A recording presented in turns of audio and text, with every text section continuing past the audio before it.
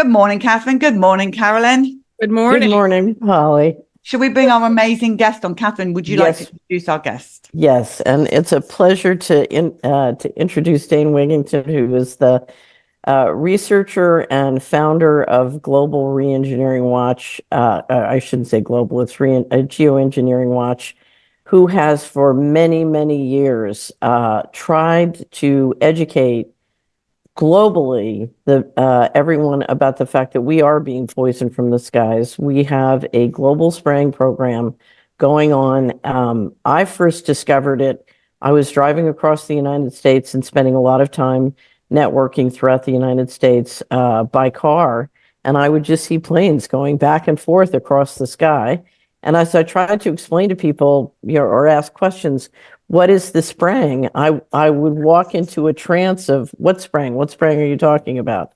Dane had a solar business, and I'm going to ask him to tell us about it. And what he discovered was that the dimming of the sky with the spraying was causing the efficiency and the economics of his solar business to be changed in ways he hadn't anticipated. And he started to dig in and try and understand what was happening and do something about it. And then along the way produced an amazing documentary called The Dimming, which you can get at his website. He'll tell you more. So Dane, thank you for joining us on Financial Rebellion. And thank you for unbelievable years of work helping us understand what in the world is this. So let's just dive in. What is this spraying program? What is it? First, Catherine, Carolyn, and Polly, thank you very, very much, all of you, for your courage and all your years of work also toward trying to expose the sea of insanity that we're all rapidly sinking in. You said, Catherine, my home was on the cover of the world's largest renewable energy magazine. It's someplace I wanted to get to escape the dirty air in Southern California my whole life to try to get to, quote, clean air. And then realizing here after precipitation testing that the air was anything but clean, that there was a mountain of toxic elements settling through the air column, contaminating everything, forest floor, every breath I took, reducing solar power output and wind and hydro as well. It affects everything with the climate system. So the stated purpose, Catherine, Polly, and Carol, of what's happening in our skies, solar radiation management, stratospheric aerosol injection. Those are the science terms for what's occurring. That's the stated purpose, but there are, of course, many, many more layers. These programs are completely malevolent. There's no goal to try to mitigate or scientifically correct any of the problems that they are stated to correct. And again, the stated purpose to block some of the sun's incoming thermal energy to slow the warming of the planet. But in fact, the overall effect of these programs is exactly the opposite. I have a question. Go, Polly. I would like to know who is behind this. Is it the military? And what's the purpose of it?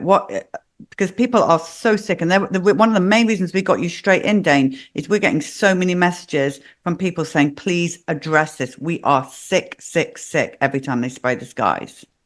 Yeah, there's no place to hide from this. That's critical for people to understand. We can't not breathe. And our air column is absolutely laden with these toxic elements: aluminum, barium, strontium, polymer fibers, surfactants, even graphene has showed up in our last 100 lab tests. So as far as those who are behind it, Polly, all roads ultimately lead to the central bankers and those who control the central bankers, those who control the money.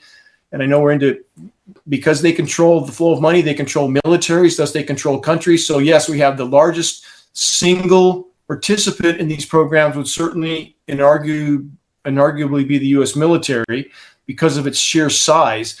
But we have global cooperation. That's key for people to understand as well. Even between otherwise adversarial countries, China, Russia, U.S., whatever their conflicts are at the surface, they are absolutely colluding and cooperating on these programs, because you cannot just geoengineer over your own country without affecting the entire planet.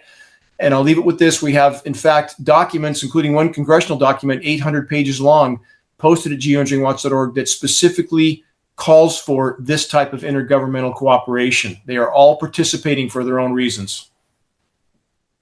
So it's difficult. I'll give you carry on, Catherine. So I'll give you a little factoid, because one of the questions here is, are we engaging in weather management and weather warfare?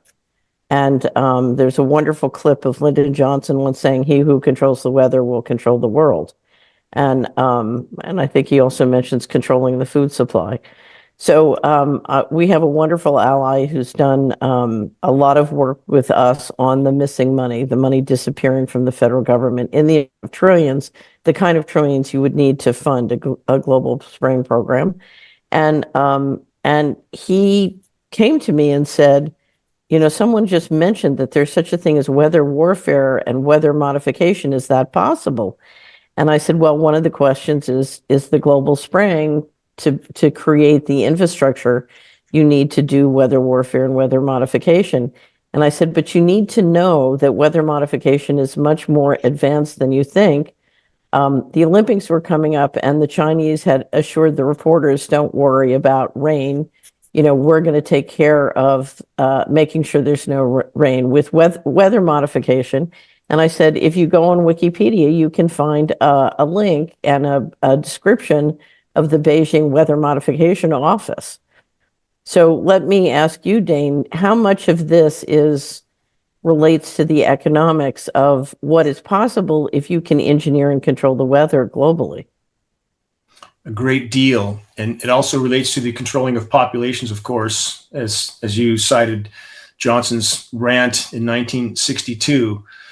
And there is a very big difference between, and just so people understand the terminology, what we see publicized as weather modification, the single engine propeller driven aircraft with some flares strapped on the wings, that's typically designed to distract people from the exponentially more expansive climate engineering operations where we have a single aircraft that can disperse up to 100 tons in one payload.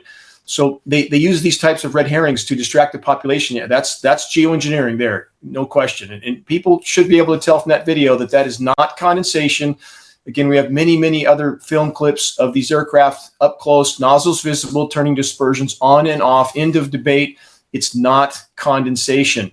And this is a global climate engineering Manhattan project. And Catherine, as you so correctly stated, absolutely, it is weather warfare, nothing less. We see systematic targeting of agricultural producing regions and their ability to control events, for example, like what just happened in New York, to engineer winter weather from warmth. We now have, quote, winter storms coming straight out of the record warm Gulf of Mexico. We have the climate engineering cover-up actors like those at the Weather Channel, and all these entities are owned by agencies like BlackRock and Rockefellers. They need to control the narrative, and they are. So we have what amounts to climate engineering cover-up actors trying to explain why it's starting to snow at 40 or 45 degrees. That's from chemical ice nucleating elements. And Catherine, I'll leave it with this. If people search Chinese create artificial snowstorm, they'll find that Popular Science covered it, MSNBC, The Guardian, CNN, everyone covered it. But if you bring it up here as if we can't do what they're doing, you're suddenly marginalized. And this needs to change because they are absolutely engineering these radical temperature drops. It's crushing crops, miring populations in difficulties. The list goes on and on. So, Dana, I know you've worked with some of the top whistleblowers in this area, and I'm always shocked that more pilots and whistleblowers haven't come forward. But maybe if you could give us an overview of the best sources that have helped you grapple with what's going on inside. Certainly. In our groundbreaking documentary, The Dimming, we have 2 U.S. Air Force generals speaking out on the record. We have former government scientists. We have former Canadian Minister of Defense. We have people that were in a position to know, and they are readily acknowledging these programs. We are communicating with some commercial pilots that are covertly trying to bring this issue to the attention of other pilots that seem buried deep in denial, the same as we have with the medical industrial complex that keeps telling us that their stock and trade is, quote, safe and effective when it's anything but. So again, we have that type of denial in the aviation industry as well, but we are working with commercial pilots that are leaving, for example, our 20-page full-color fact and photo summary booklets, our printed materials that are very effective at waking people up to this issue. They're leaving them in pilot lunchrooms and so forth. And I just did an interview with a 35-year veteran Qantas pilot in Australia, very exceptional and courageous individual who's also involved with the same work that you do at CHD. And he has fully acknowledged these programs and the existence of them on the record now as well. So we do have some coming forward. Oh, that's great. Carolyn, I interrupted you. Go ahead. Yeah, Dane, when we hear about floods and tsunamis and earthquakes, are those related at all to this? All is connected. Now, this is key to understand, and I'm citing facts. It's not speculation or theory or hypothesis.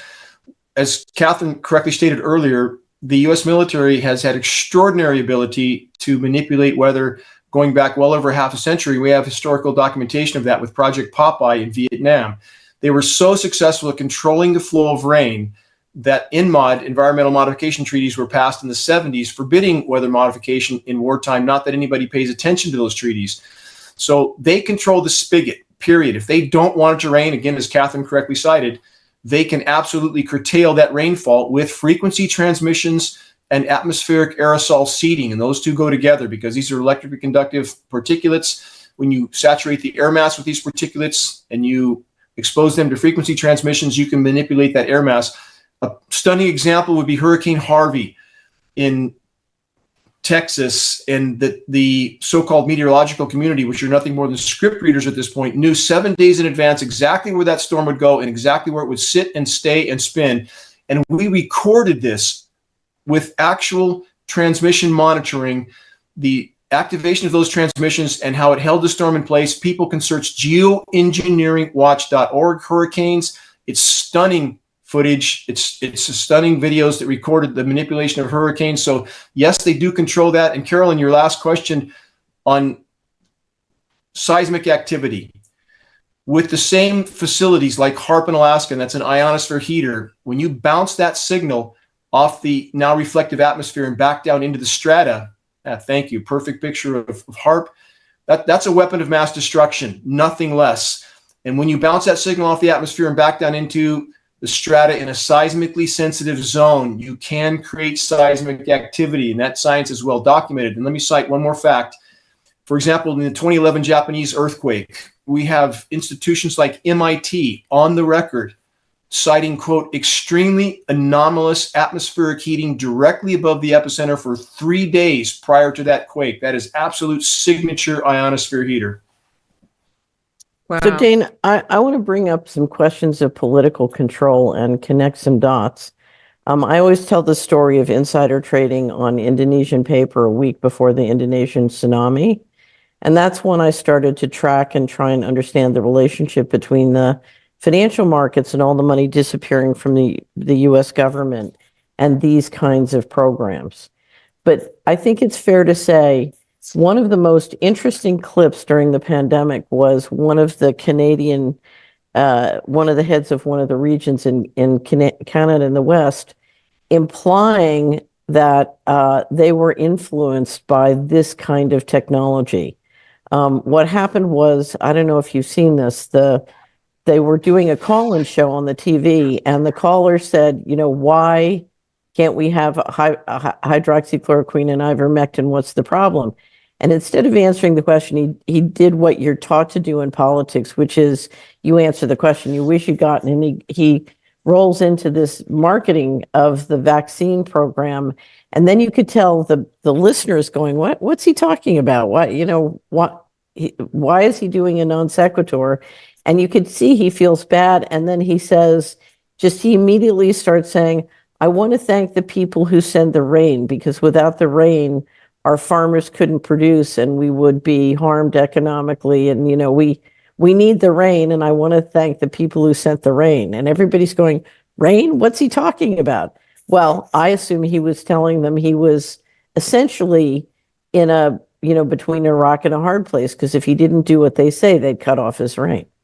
Have you seen that clip? I have, and you're completely correct. And that is, again, back to what you so accurately stated earlier. Their ability to manipulate weather systems is extraordinary. And it's not just the atmospheric seeding of these particulates, but the manipulation of those with the ionosphere heater facilities with NexRad, which is a whole network within the U.S. Again, that's visible on the geoinżynieringwatch.org hurricanes posts. And this is a manipulation of the food supply. Again, tying this into what you said about Johnson earlier, he who controls the weather does control food supply, thus controls populations. And if we look at other examples of that, after 9/11, when we had the list of targeted countries, a list that clearly existed before 9/11 ever happened, and every one of those countries after 9/11 subsequently underwent a once in 1,000 year drought, these Middle Eastern countries.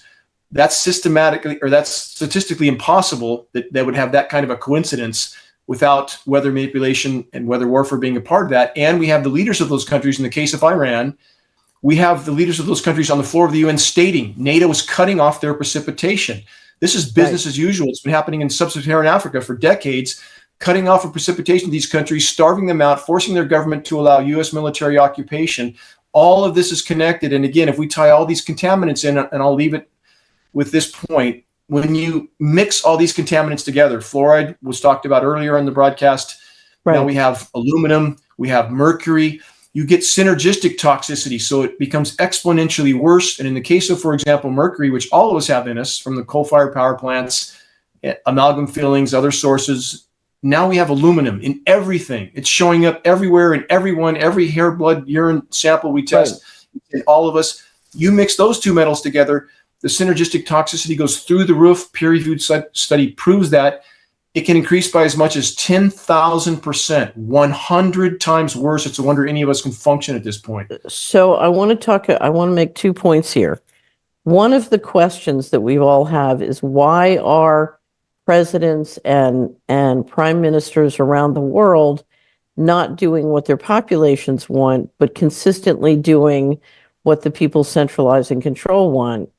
And I dare say it's these kinds of invisible weaponries and technology that put a president in a difficult position, because if they can be threatened with this kind of technology and their general population doesn't understand that this technology exists, how are they going to say no to the forces that are doing this? So this is clearly one of the reasons we see leaders, defying the polls and surveys of what their voters want and doing what, I would say is the central bankers want. Is that fair to say? Completely agree.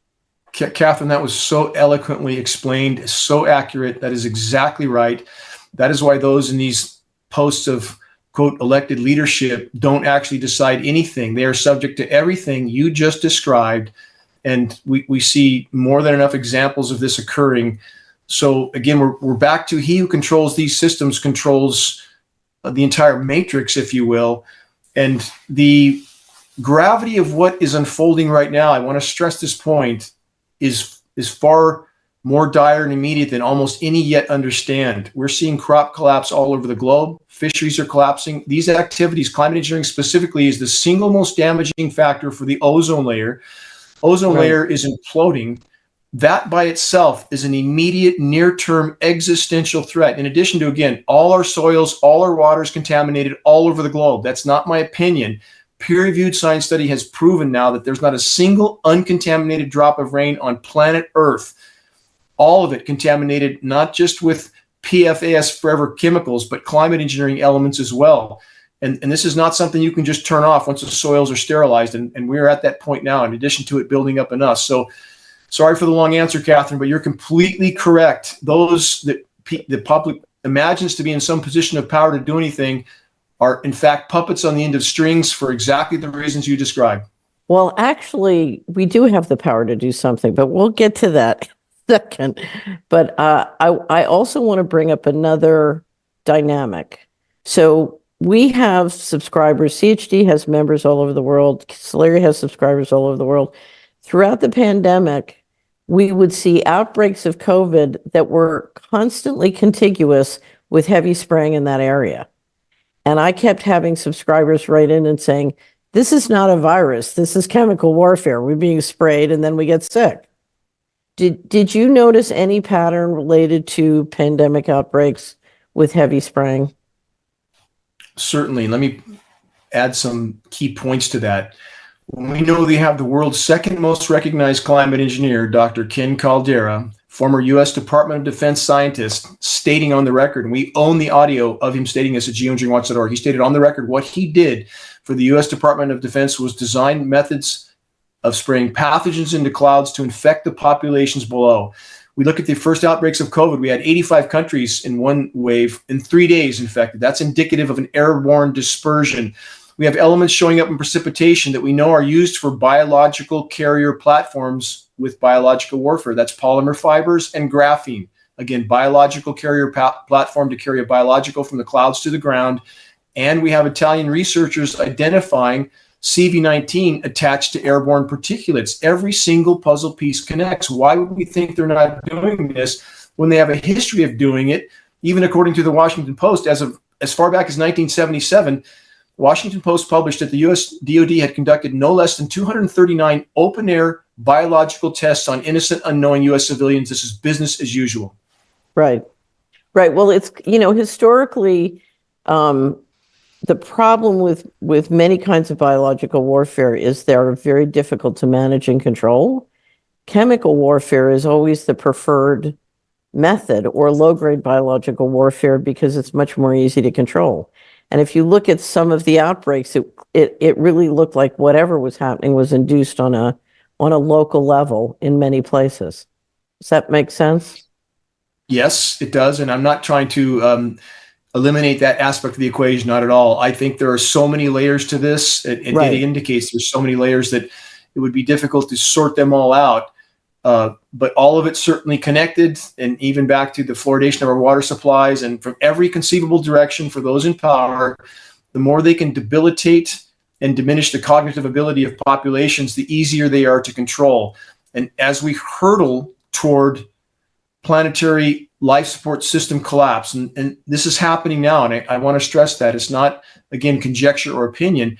We have global insect populations now, terrestrial and aquatic, down 80 to 90%. If the insects Right. can't make it, we're not going to be around long. Plankton populations down 90% in the Atlantic, fisheries crashing, crops crashing.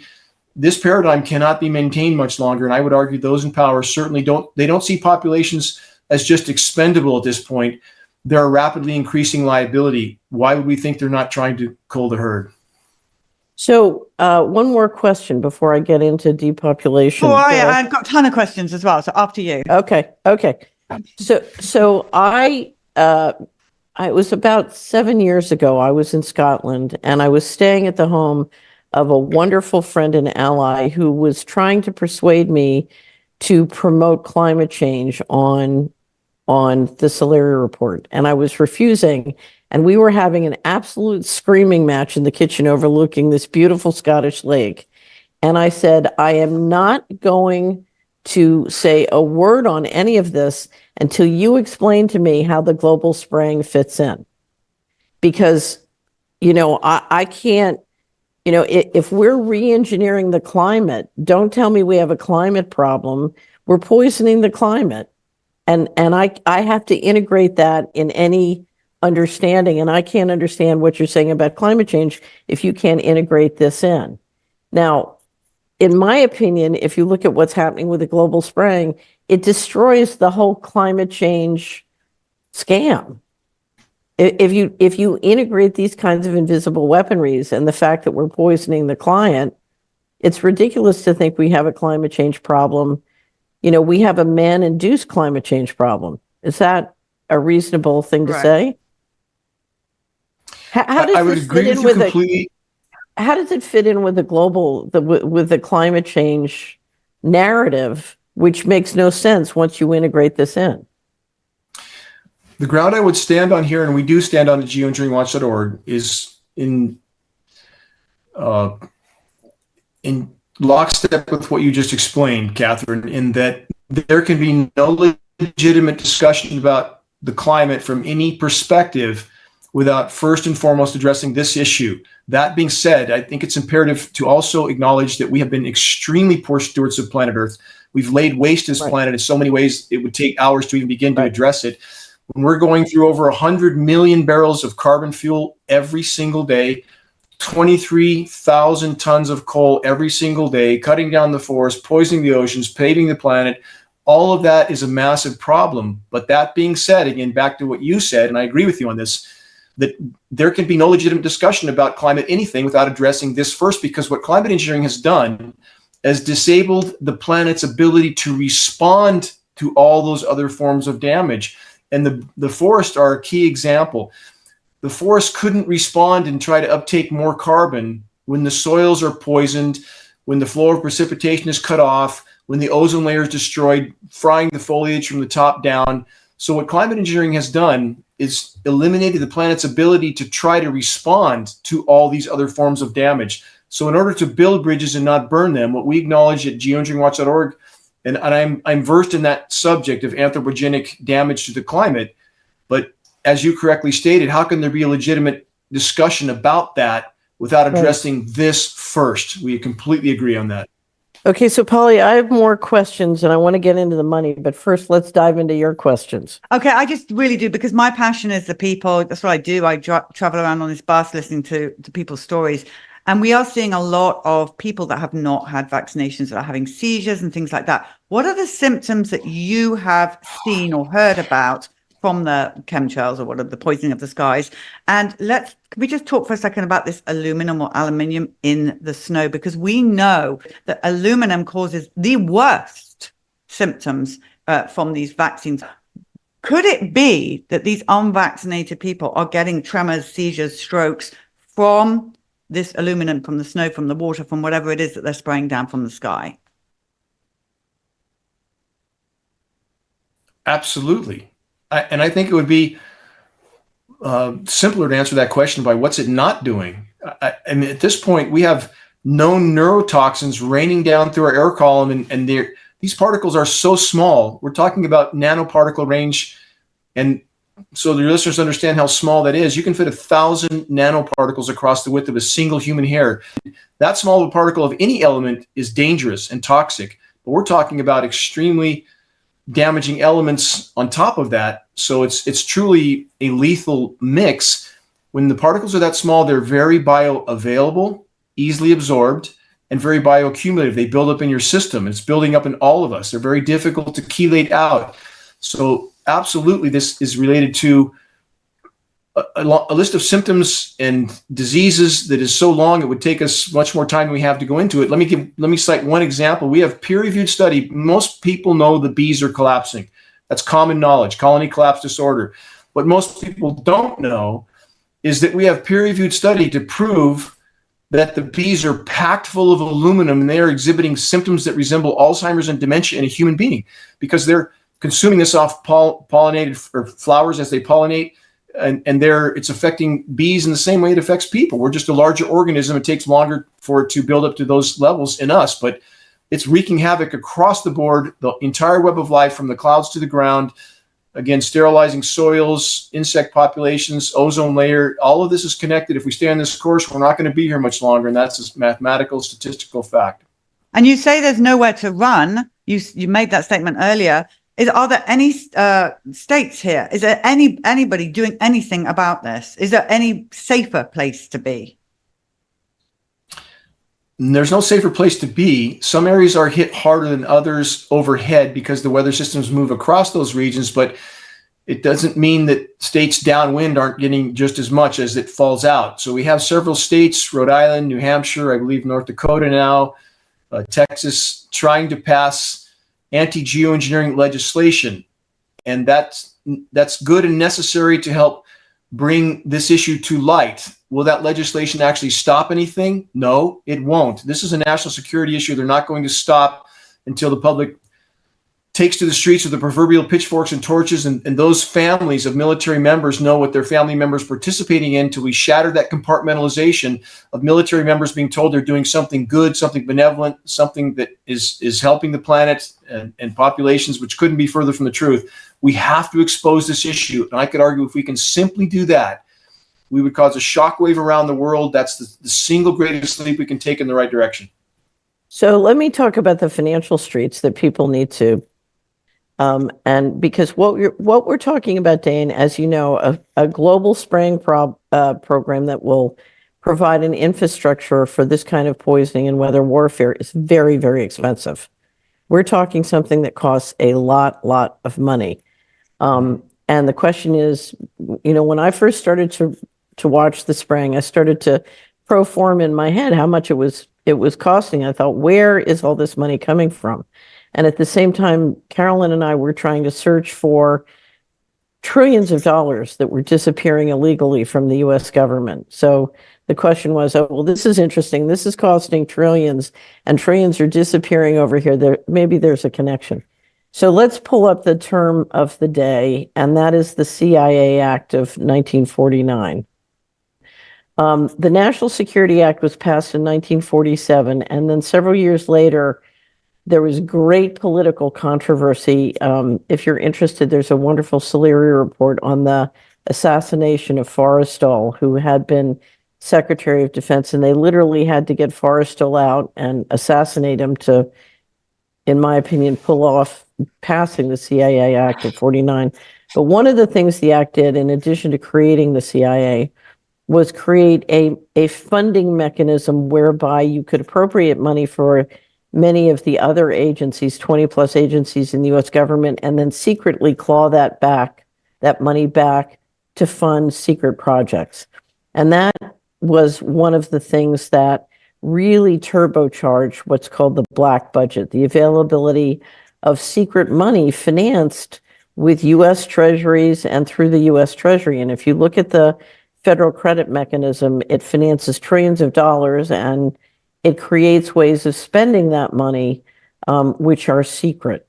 And it started with the CIA Act of 1949. Before I go on, Carolyn, anything you want to mention here?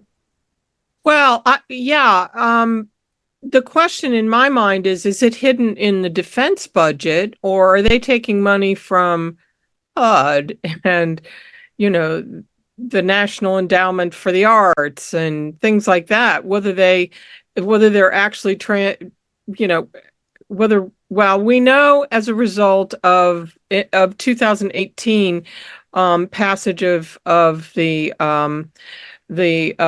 rule that basically made the financial statements go dark as to anything that they could call national security, and presumably this is a national security issue, so it would be also included there. But I take it that we're talking about money that's actually appropriated as opposed to missing money. Right.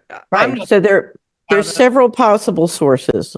One is that they're clawing money from the different agencies, including DOD. So that's one possibility, because basically the DOD and the intelligence agencies have approximately $1 trillion a year. So number one is this mechanism or other aspects of the black budget, but the other is the missing money. As of 2015, there was $21 trillion missing, $1 trillion from HUD and 20 from DOD. And if you look at the extent to which DOD either controls, controlling the airspace or controlling the operation, it's pretty likely that some of that 20 trillion went into financing this.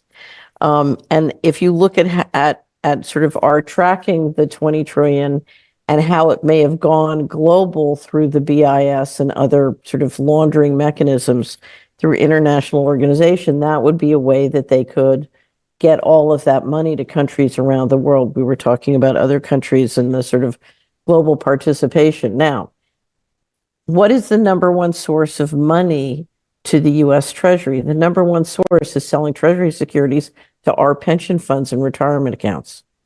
So if you look at the logical players financing this, I suspect it's all of us.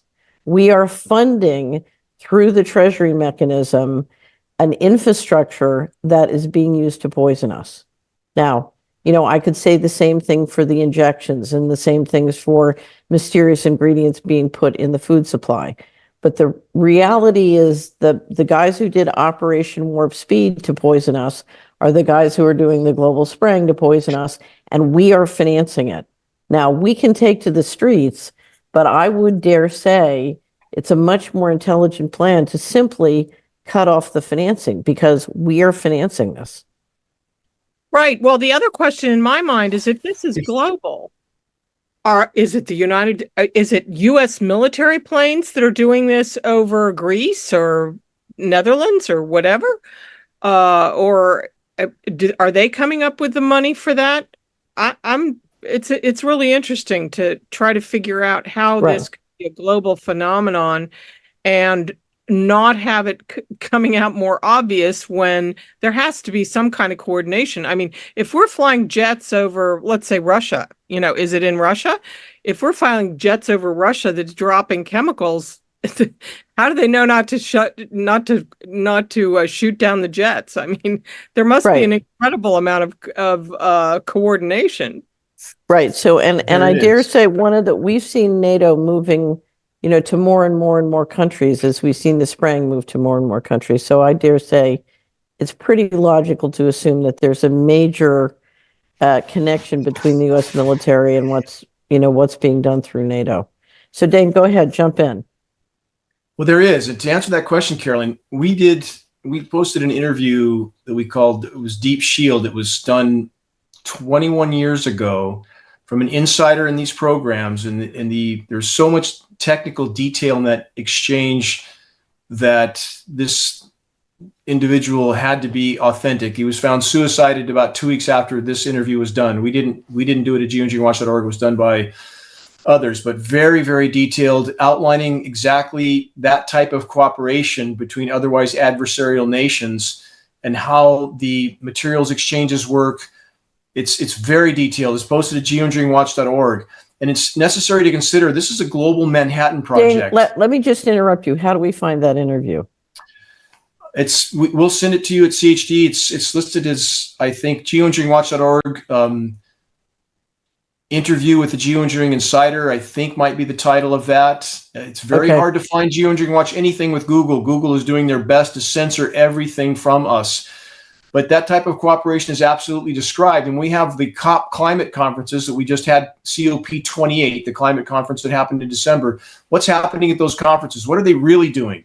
What they're doing is behind closed doors, they are forcing countries to either actively or passively participate in these programs. We know we have other countries involved, other militaries involved, and we know we have commercial aircraft involved because we have film footage of them dispersing with up-close photographs of their retrofit nozzles mounted on the wing pylons aimed in the exhaust jet stream. We are not implicating commercial pilots or personnel. There would be no reason to involve them. But their aircraft are being used, or at least commercial aircraft with commercial markings. And we know that DoD is leasing likely hundreds of commercial aircraft with commercial markings to provide some sort of plausible deniability here if we see a commercial aircraft dispersing. But we see these aircraft on flight paths that are not commercial routes. So again, if we look at the scope and scale of these programs and the gravity of what they're trying to do to control populations, to control weather, to control food supplies, to maintain their grip on power until the brutal, bitter end. And that is so much closer than people understand. So Dane, I'm assuming a lot of the leasing of aircraft and operations are done through the big defense contractors. And so all those contracts are pumping up publicly traded stocks. And my guess is many of the people listening to this, either their pension funds or retirement accounts, are investing in those stocks. So I keep coming back to the money. We continue to finance the people, not just the operations, but we're financing the corporations who are doing this. Is that not likely? I agree. I agree with you. And on top of that, we certainly know with the dollar being the global reserve currency and their ability to print whatever they want for anything they want until that factor changes as well. But we have other countries participating again for their own reasons. So this is an existential fight. And I agree that those arenas are necessary to focus on, but also the bringing to light of the fact that we are literally fighting for our lives. All of us, and that if what's happening in our skies is completely derailing the planet's life support systems, and at this point we live on a completely contaminated planet, if we don't deal with what's happening in our skies, all other causes, all other concerns will soon be moot points, and that's a statistical mathematical fact. And Catherine, can I just jump in here for a second? Because please, Dane, that is exactly it. So here's the question that all my viewers and the people listening around the world would like to know right now is, what can we do to protect ourselves? And what can we do to stop this? Because as you said, we're in a very precarious, dangerous situation. We are. Constant chelation is certainly necessary that we can maintain as much of our health as we can while we're fighting this battle.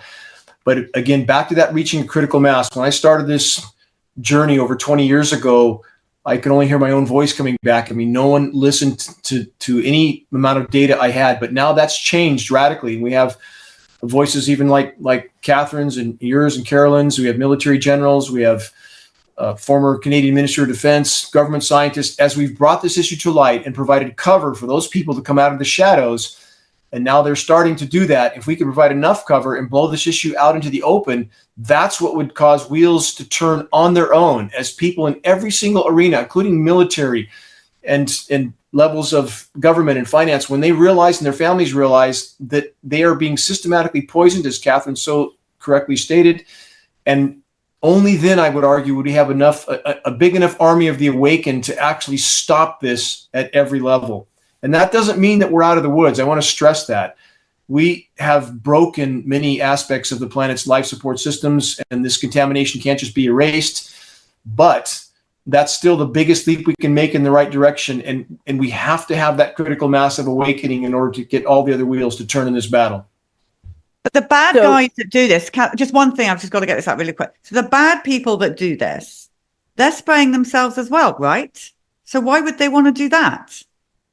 That's such an important question. Thank you for asking that, Polly. So let's look at the examples of what they've already done to themselves. They've detonated over 2,400 nuclear bombs, which has contaminated the entire planet. We have Fukushima, triple nuclear meltdown that will be an extinction level event by itself if other factors don't do the job first. We're building 60 more nuke plants right now on top of the 442 that already exist. Those in power are behaving like a cancer. Does a cancer intend to kill its host? No, but intends to proliferate unchecked. Host eventually dies. It's an addict. Does an addict care that the next fix will perhaps be their last? And no, they don't. They continue on. So we're dealing again with a headless, heartless, soulless cancer of control that exists for its own ends, and the consequences. And we know this from psychological study too, Polly. We know the profile of those in such positions of power. There's a common thread, and this is the thread: a near total lack of comprehension as to the consequences of their actions, even to themselves. That's straight from psychoanalysis of those in power. We're not dealing with sanity. We're dealing with the cancer. So, okay, so this is where Dana and I differ a little bit. Because one of the things I understand is that the majority of people implementing these programs, whether financing them or doing them, are us. In other words, we have the power to stop. They are few and we are many. We're the ones who are implementing this. And if we stop implementing it, it can't be implemented. If we stop financing it, it can't be financed. And we have to take responsibility. Now, I happen to believe that this could be turned around both economically and environmentally faster than Dane thinks. But so, I'm a perpetual optimist, but we have to take responsibility that we are doing this. Every week on Ask Catherine and the Solaria team, Carol and I get comment after comment about, I want to buy Treasury securities. I want to buy Treasury securities. I'm buying Treasury securities. And we're looking at each other like, why do you want to finance this? Why are you financing this? And then we hear, I'm only one person. It doesn't matter what I do. That's just not true. It matters tremendously what you do. And it doesn't take but a small group of people to start the ball rolling. So this gets back to all the other things, this machinery. We have a federal financial machinery which is destroying our civilization, which is destroying people and poisoning people. And we have got to come out of the trance. We've got to snap out of it, and we've got to stop implementing the poisoning, and we've got to stop financing the poisoning. And we've got to connect the dots between what Dane is describing and our actions in our own life. So it's not just enough to protect ourselves. We have to stop making money in ways that help poison our neighbors, Because And, I think we're on the same page, Catherine. If I can just, I think we're on the same page, actually, Catherine. I don't think we're Okay. really departing on that at all, in the sense that, because I state this at geoengineeringwatch.org on our weekly, I state this commonly, that those in power could not do what they do without the active or passive participation of the majority population, period. We've seen the enemy and he is us. So we definitely try to drive that point home as well. In regards to the damage to the planet, I would only cite past mass extinctions from paleo data. If we look at, for example, the Pedum event from 55 million years ago, the equilibrium period after that event, which is not nearly as severe as what's happening now, the equilibrium period was 10 to 20 million years. And I know that that's a very bitter pill to swallow, that we will never know the planet that we once have known. We'll never know it again. That being said, could we still salvage some of the planet's remaining life support systems? And that remains to be seen. And that's worth fighting for till our last breath, if you will. So right. Bottom line is, yes, the public must be awakened for the reasons you cited, so they stop participating in their own demise. We fully agree on that. And so I think we're much more in lockstep. So I just have to tell you what my favorite interview that I ever did on this topic was with Dr. Gwen Scott. So she had been a very successful journalist and then had become a naturopath and did a lot dealing with Morgellons disease and some of the creepier aspects of what gets into our body from the spraying. And I did a pre-interview with her on what does the spraying do to our bodies, and then how do we protect ourselves? And it's up at Solari. I have a Quantron resonance system. I had to do 10 sessions and 2 hours of prayer just to recover from what she had to say. And I called her back and I said, okay, we're not going to talk about what it does to your body. We're just going to talk about the 10 action steps of what you can do, like chelating and detoxing and all these other things to diminish the harm of what's coming from the spraying. And so I read her my 10 action steps and she said, well, dear, that's very good, but you forgot the most important one. And I said, what's that? And she said, grace. If you look at what's going on, we should all be dead, but we're not. So something else is going on, and I call it grace. So we know that living systems and the planet respond by trying to protect themselves. And I do believe that if you look at what's going on with the poisoning, we should all be dead, but we're not. And so I agree with her. Something else is going on. And that's why I continue to be an optimist that if we would stop financing and implementing our own destruction, we can change this around. As the lawyer on the panel, I feel moved to say, I wonder if there's some kind of legal action that could be filed. We're up against national security secrets, I suppose, so that it makes it difficult, for FOIA to get information. But if the United States government is doing things that are killing people, I'm wondering what the tort action is. State attorneys general might have some role in this also, because their suits are taken more seriously, perhaps, and they certainly have standing, and some of the state attorneys general actually care about things like this. I hate to sound like a broken record, but I've always believed the way to go after them is to go after the money. In other words, the money that they're spending illegally. I'm going to have to walk somebody in. The money that they're spending illegally. So they're going to have to, I think you cut off the money. Let's have Dane. We've only got 4 minutes left, Dane. I want you to address that. I want to also ask you, because what you're doing is incredibly brave. Have you ever been threatened? Do you ever feel in danger? If I can answer that question in a moment, I'm back at what Carolyn said. And we have filed many, many FOIAs with attorneys working directly with geoengineeringwatch.org. We get piles of redacted documents back. They're not about to disclose this issue. We sued a primary climate engineering cover-up scientist that represents Caltech, Carnegie Science, Cornell, and MIT. The system sided completely with him, and the legalities or moralities weren't a part of the equation. So again, the legal system sided with their own, as we expected. Bloomberg News actually covered our lawsuit against that scientist, Dr. Douglas McMartin. The redacted documents we get back indicate the degree to which they will try to protect this issue until the last possible moment.